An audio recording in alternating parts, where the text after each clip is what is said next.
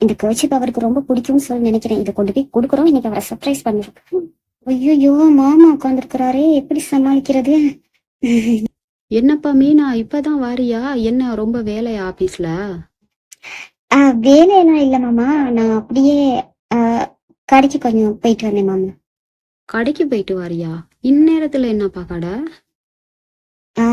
இல்ல மாமா, அவருக்கு ஒரு கர்ச்சிப் ஒண்ணு, அதான் துண்டு ஒண்ணு வாங்கி கொடுக்கலாம்னு சொல்லி வாங்க போனேன் மாமா. துண்டு வாங்க போனியா? இப்ப என்னத்துக்குப்பா அவனுக்கு துண்டு? இல்ல மாமா, அவருக்கு அவருக்கு ரொம்ப வேர்க்கும்ல, அந்த நேரம் ஒரு புது துண்டு யூஸ் பண்ணா நல்லவனு தோணுச்சு. நான் இது வரைக்கும் எதுவும் வாங்கி கொடுத்தது இல்ல, அதுதான் சரி வாங்கலாம்னு போனேன் மாமா. ஏன்பா இருக்கிற செலவுல இதெல்லாம் தேவையா? இத்தனை தடவைப்பா சொல்லியிருக்கேன் எனக்கிட்ட சொல்லாம எதுவும் செய்யக்கூடாதுன்னு சொல்லி.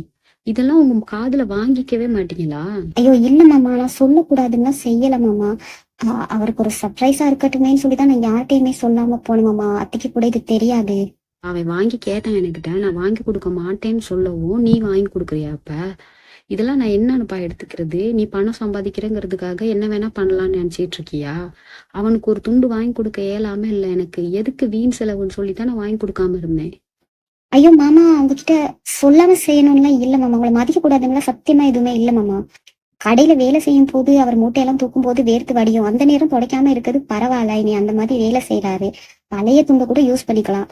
நாளைக்கு எக்ஸாம் எழுத போறாரு, அந்த நேரத்துல அவருக்கு டென்ஷன்ல சும்மாவே வேர்த்து வடியும். அப்ப ஒரு கர்ச்சிப் அவருக்கு வேணும் தானே மாமா.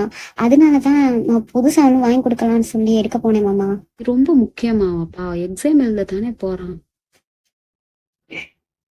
இல்ல மாமா, வேற எதுவும் இல்லல்ல, ஒரு கர்ச்சிப் ஒரு துண்டு தானே அப்படின்னு சொல்லிட்டுதான் மாமா. ஷூ, என் கூடு பாப்போம். என்னத்தான் பிராண்டட் என்ன வேலையோ தெரியல. என்னப்பா 200 போட்டிருக்கு? ஆமா மாமா, 200 ரூபாய் தான். என்னப்பா சொல்ற? 200 துண்டு வாங்குவாங்களா யாராவது? இல்ல மாமா, இது கொஞ்சம் பிராண்டடான துணி, அப்படித்தான் விலை இருக்கும். ஐயோ கடவுளே, என்ன கோமதி இதெல்லாம் 200 போய் வாங்கி வச்சிருக்கா? ஏங்க இப்ப அவ என்ன அவ்வளவு பெரிய தப்பு பண்ணிட்டான்னு இப்படி அவளை திட்டிக்கிட்டு இருக்கிறீங்க? அவனுக்காக ஒரு துண்டு தானே வாங்கி கொடுத்துருக்குறா. ஒரு ஷர்ட் இல்ல ஒரு பேண்ட் வாங்கி கொடுத்ததுக்கு நீங்க இவ்வளவு பேத்துனா கூட பரவாயில்ல. ஒரு மூஞ்சி துடைக்கிறதுக்கு ஒரு துண்டு வாங்கி கொடுத்துருக்கா, அதுவும் ஒரு 200. இதுக்கு போயா இவ்வளவு பேசுறீங்க? என்னடி நீயும் இப்படி சொல்ற? 200 போய் துண்டு வாங்குவாங்களா?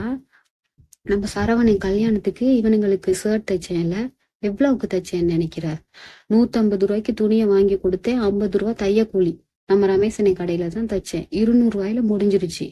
ஆனா இவ ஒரு துண்டையே 200 வாங்கிட்டு வந்திருக்கா. என்னப்பா இதெல்லாம்? இப்படி காசு செலவழிச்சா இதெல்லாம் நம்ம குடும்பத்துக்கு சரி வராதுப்பா. என்ன கோமதி இதெல்லாம் சொல்ல மாட்டியா நீனு? ஏங்க அவ புருஷனுக்கு அவ வாங்கி கொடுக்குறா, இதுல என்னங்க இருக்கு? அவ புருஷனுக்கு வாங்கி கொடுக்கட்டும், நான் ஒண்ணும் அதெல்லாம் வேணாம்னு சொல்லல. எதுக்கு இப்படி விலை உயர்வா வாங்கணும்னு தான் சொல்லுறேன். சரியா அப்படியே வாங்கினா கூட ஒரு 20-30 வாங்கி கொடுத்துருந்துருக்கலாம். இந்த துண்டு இதே துண்டு தான், நீ வேணா உள்ள இருக்கு எடுத்து வந்து பாரு. அன்னைக்கு நம்ம முருகேசனை கடையில வாங்கினது 5 10 தான். இவ்வளவு நாள் நான் அதைத்தான் யூஸ் பண்றேன். எவ்வளவு நல்லா இருக்குது. இல்லம்மா, அவருக்கு முதலா வாங்கி தரது கொஞ்சம் நல்லதா இருக்கட்டுமேன்னு சொல்லிதான் 200 வாங்கினேன். இதுல என்ன வித்தியாசம்னே எனக்கெல்லாம் புரியலப்பா. ஏதோ பேரை வச்சுக்கிட்டு பிராண்டட்னு சொல்றீங்க, சும்மா சும்மா காசை போய் செலவழிக்கிறீங்க. இருந்தாலும் நீங்க ரொம்ப ஓவரா பண்றீங்க. பாரு மீனா, நீ காசு சம்பாதிக்கிறதான், அதெல்லாம் எதிர்காலத்துக்கு சேர்த்து வை. சும்மா அந்த துண்டு வாங்குறேன் அது வாங்குறேன் இது வாங்குறேன்னு செலவழிக்காத.